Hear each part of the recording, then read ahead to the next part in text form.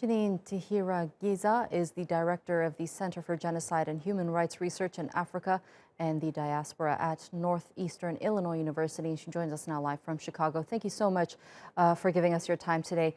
Now, the TRC declared that the crime of genocide was committed against the Hutu, but this has also caused some controversy with critics, particularly Tutsi politicians, saying that the findings are one-sided and the violence was mutual. What are your thoughts?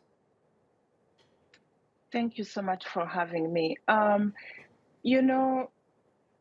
don't think facts are there. So anybody who followed closely the report that's been produced, the 2021 report that just came out, will see that you couldn't look at the interviews. There were interviewers who were there, Tutsi, Hutu mixed, who were all reporting on especially at the mass graves, because this is really, you can't deny mass graves. You can't. And also, mass graves that are recent and all the mass graves are not the same. But also, truly, trusting people were there. This is a small country, same size as Maryland. So this is not a huge country. So people knew who was killing. Survivors were forced to live with the Hutu survivors, were forced to live with the Tutsi perpetrators right there and then. And this is not like living in your own apartment hidden. This is an open space where people lived together. And so I think people need to trust the facts that have been presented and who presented them, how they were presented, what research was done.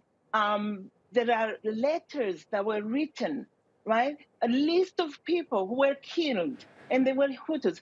Before 1972, there was a list of homes, who took in their jobs. There are facts. This is not, so again, I think it's a matter of politics will be politics, right? But the country is in pain, has been in pain for decades now.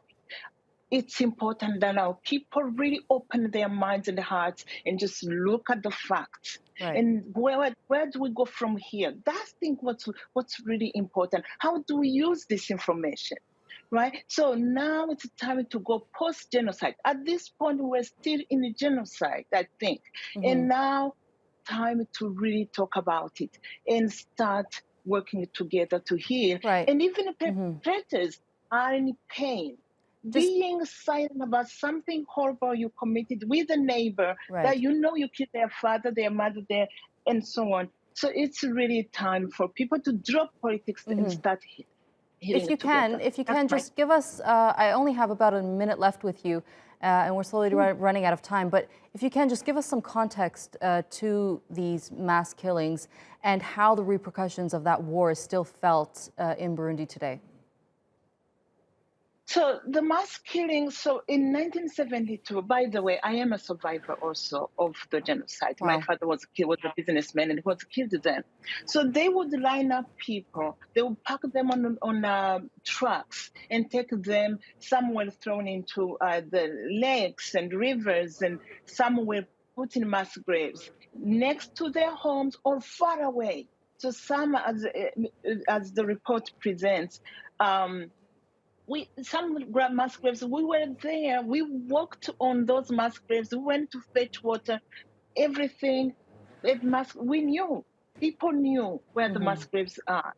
Absolutely. It's not something like, oh, discovery. No, people have known all these years, but they couldn't talk because the Tutsi government, the regime, the perpetual regime was in power for decades. That's why they couldn't talk then. All right, Jeanine. So the mass graves didn't just come out like, oh, discover. No, people who lived there, who were planting their corn, their beans, they knew where the mass graves were, and they are now allowed to talk. That's the difference. All right, Jeanine, unfortunately, I'm going to have to end that there now, but thank you so much for joining us here on the NewsHour and sharing that with us.